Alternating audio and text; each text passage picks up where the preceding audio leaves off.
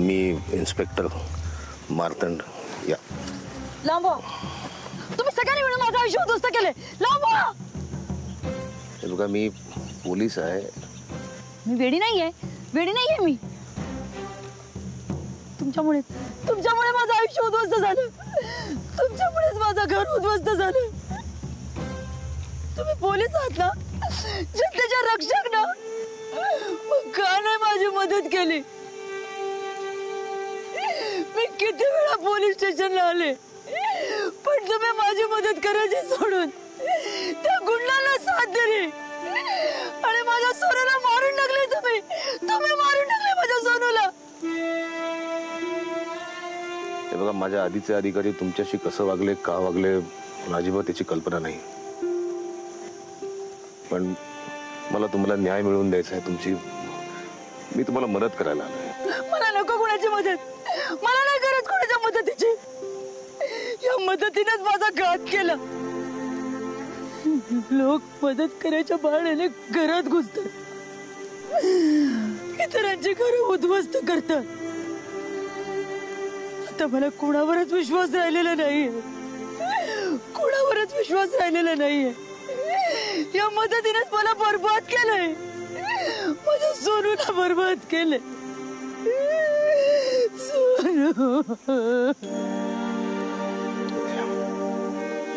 बघा, तुम्ही स्वतःला सावरा.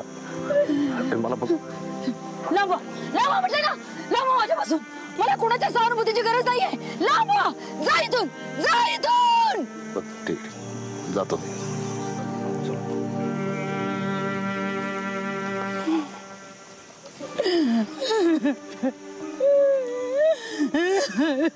सोनू, सोनू,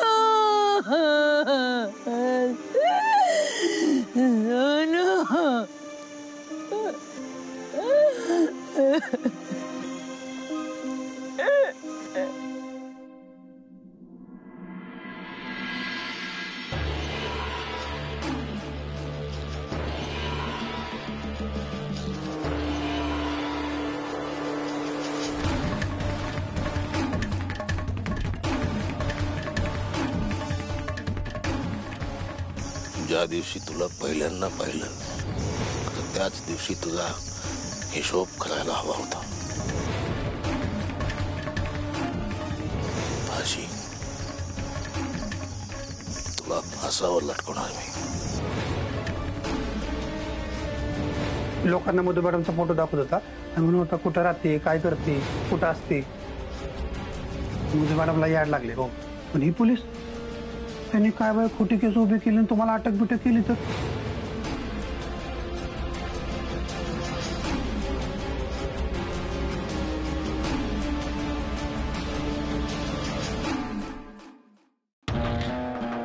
डॉक्टर, मम्मीला तुमच्याशी एवढं सकाळ सकाळी काय महत्वाचं बोलायचं होतं?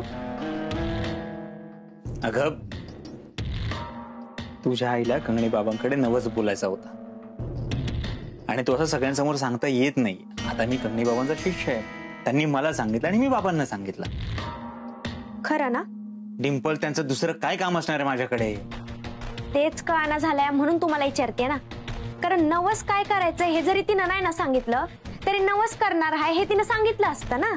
अगं डिंपल, नवस सांगितलं की तो पूर्ण होत नाही अशी त्यांची श्रद्धा आहे, म्हणून त्यांनी नसेल सांगितलं. तू फालतू प्रश्न कशाला विचारतेस? कसं डोकं खातेस माझं? जा इथून. इथं माझं काय चाललंय, तुझं काय चाललंय? आम्ही एवढं चिडायला काय झालं लगेच? काय झालं? काही नाही झालंय, जा तू. डॉक्टर, मी पार्टनर आहे ना तुमची, सांगा काय झालं? अगं, तो बजा आला होता. त्याने सांगितलं जामकर मधूची चौकशी करतोय गावामध्ये, तिला शोधतोय. काय? डॉक्टर, ती मधू जर त्या इन्स्पेक्टरच्या हाती लागली ना तर आपण दोघं पण जेलमध्ये जाऊ. तू जरा शांत हो, शांत हो. असं काही होणार नाही, मी आहे ना.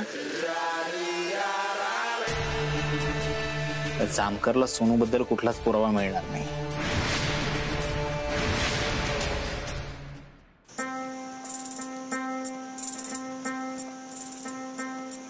वायकर, थांबा.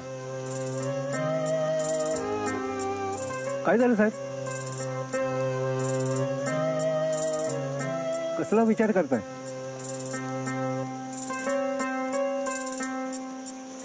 आपल्या पोलीस खात्याच्या कार्यपद्धतीचा तिचा विश्वास नाही संपादन करता आला आपल्याला.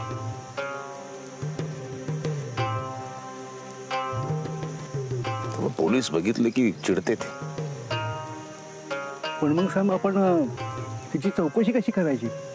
तुम्ही पोलिसाची वर्दी जरा चेंज करा आणि दुसरे कपडे घालून. दुसरे कपडे कशाला? आपल्या आधीच्या लोकांची काम करण्याची पद्धत, त्याच्यामुळे पोलीस दिसले, वर्दी दिसली की दगडफेक करते ती.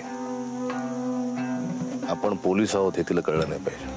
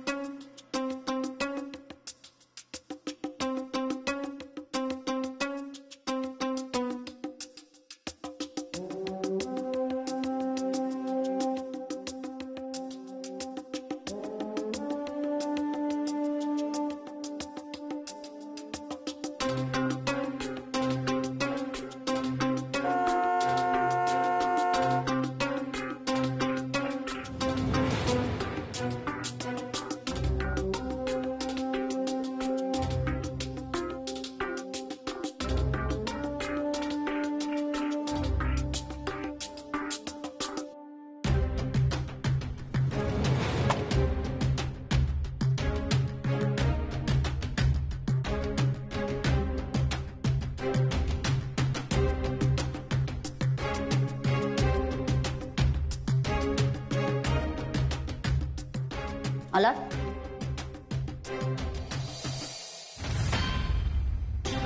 पक्षनिधी किती जमा झाला? अरे काय करताय तुम्ही? निवडणुका तोंडावर आल्यात, कार्यकर्त्यांची शिबिरं भरवायची आहेत. त्यासाठी किती पैसा लागतो याची कल्पना आहे ना तुम्हाला? कामाला लागा.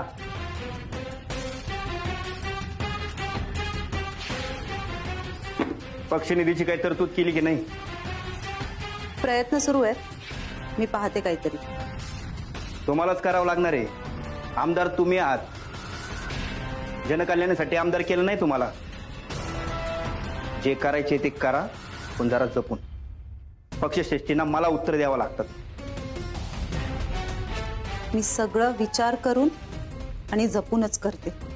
हो, ते सोन्याच्या बिस्किटांचं आलंय माझ्या कानावर. तुम्हाला काय वाटलं? आम्हाला समजत नाही. तुमच्या आजूबाजूला जी माणसं आहेत ना, ती माझी माणसं आहेत. मला सगळं कळतं. तुम्ही कुठे जाता, कोणाला भेटता, काय व्यवहार करता, सगळं. एकच सांगतो, निवडणुका तोंडावर आल्यात. विरोधकांना आयतं कोली देऊ नका. कळलं? हो, नका काळजी करू तुम्ही. आमदारकी झाली की खासदारकी मिळवायची आम्हाला. म्हणून कधी कुठे कसं आणि काय करायचं हे चांगलंच ठाऊक आहे आम्हाला. तुम्हाला आमदार आम्ही कसं केलंय आमचं आम्हाला माहिती. ती जागा महिला आरक्षणात गेली म्हणून तुम्हाला उभं केलं आणि जिंकून आणलं आम्ही. हे जे काय सत्ता भोगताय ना तुम्ही, केवळ आमच्या जीवावर. हे ध्यानात ठेवा. जास्त स्वप्न बघू नका. तुमच्याद्वारा आमच्या हातात आहे. एक्सक्यूज मी, सॉरी जरा डिस्टर्ब करतो. मॅडम, आमदार झाल्यापासून तुम्ही आम्हालाच डिस्टर्ब करत आलाय. सांगा काय सांगायचंय ते. मॅडम, तो डॉक्टर आलाय खाली. डॉक्टर? मला दाढ भरली. तुम्हाला डॉक्टर कशाला आलेत? अहो, व्यवहाराचा माणूस आहे तो. हा तोच आहे ज्याच्याबरोबर मी सोन्या. चला. नमस्कार साहेब.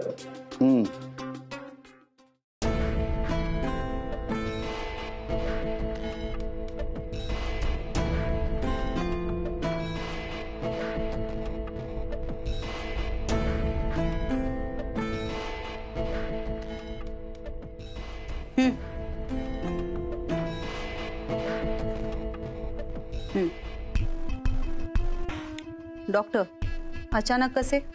मॅडमला असं डायरेक्ट भेटायचं नसतं, माहित नाहीये का? नाही, माफ करा, कामच इतकं महत्वाचं आणि अर्जंट होतं, त्यामुळे न सांगता यावं लागतं. ठीक आहे, बोला.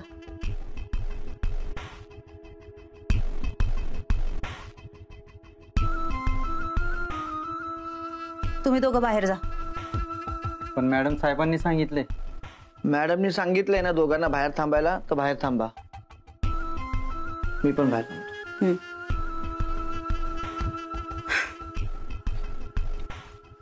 आता बोला. मॅडम, तुम्ही जे सोन्याच्या बिस्किटांचं काम मला दिलंय ते तर मी करणारच आहे, पण त्याही पेक्षा एक महत्वाचं आणि अर्जंट काम होतं तुमच्याकडे, म्हणून मी तुम्हाला भेटायला आलोय. जसं की आता निवडणुका तोंडावर आल्यात आणि त्यासाठी तुम्हाला पैसा लागेल, तर तो पैसा उभा करण्यात मी तुम्हाला मदत करू शकतो.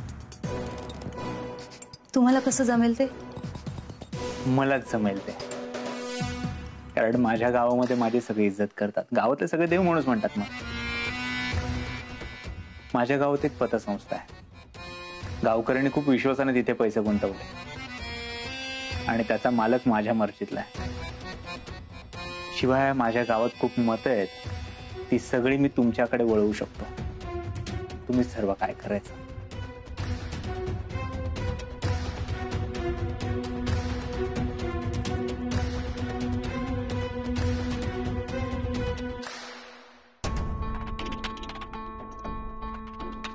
पण मी का विश्वास ठेवू तुमच्यावर?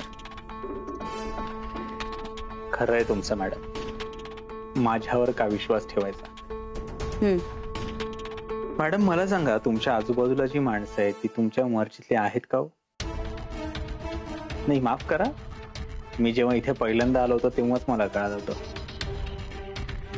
की तुमच्या आजूबाजूला असणारी माणसं तुमच्या मिस्टरांच्या मर्जीतली आहेत. पण मी तुमच्या मर्जीत राहून तुमच्यासाठी काम करू शकतो. तुम्हीच ठरवा काय करायचं.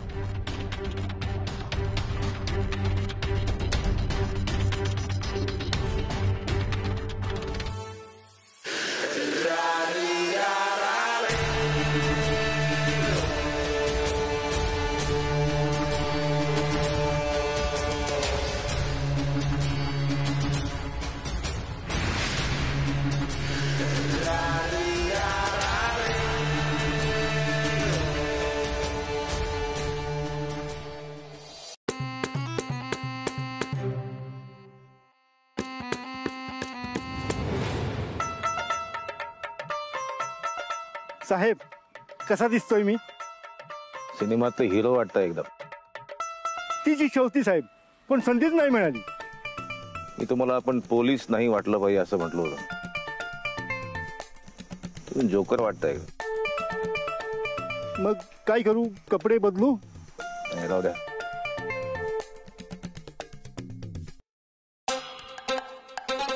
ही बाई वेडी नाही, तिला ठरवून वेडं केलंय. तिच्याशी बोललो ना, बऱ्याच गोष्टी कळतील त्या डॉक्टर बद्दल. एक काठी आणि पिशवी ठेवून या. हो हो हो.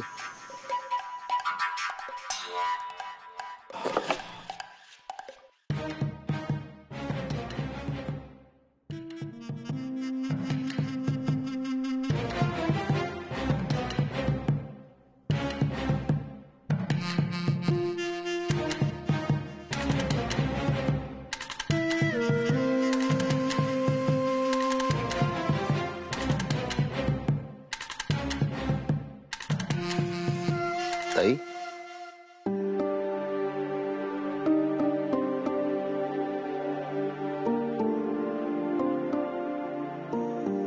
कोण तुम्ही?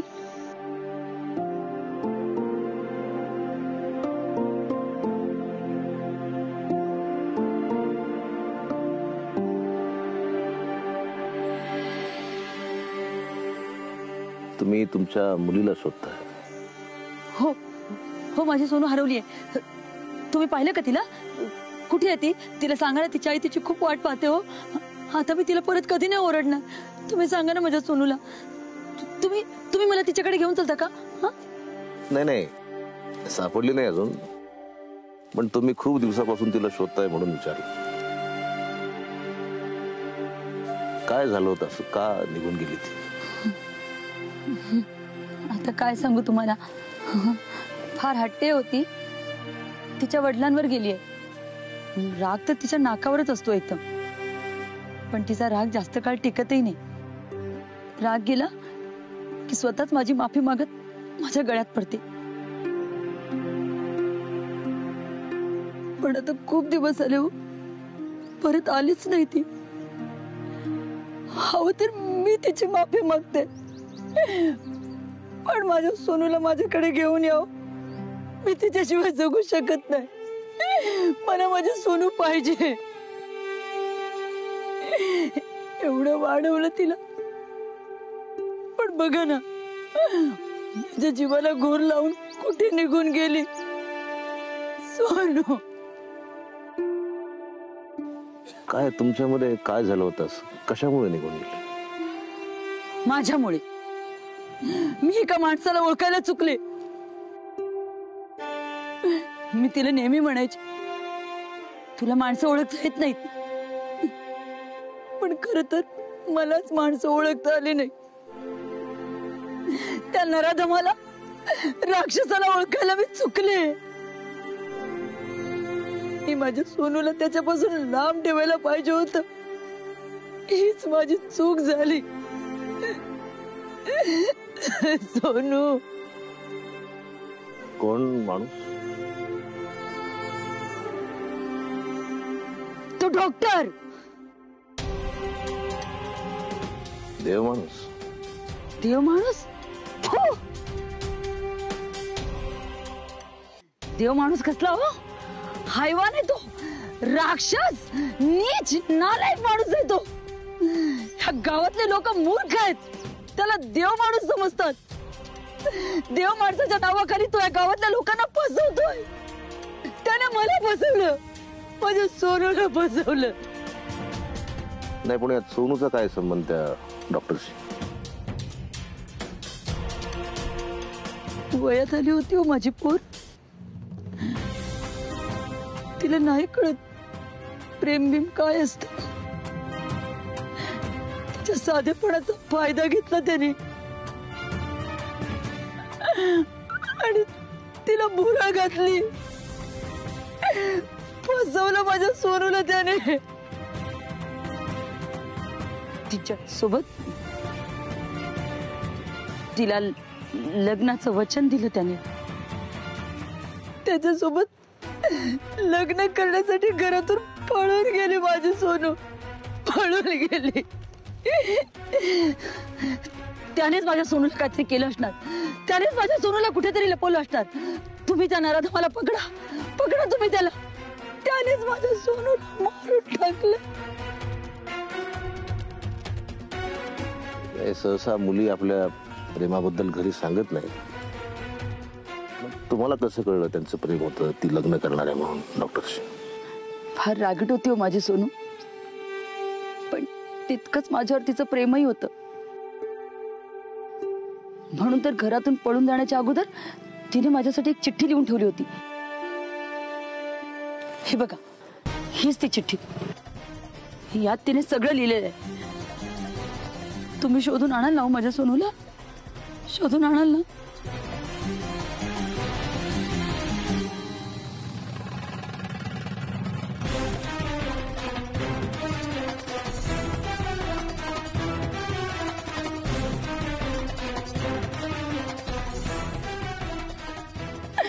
सोनू,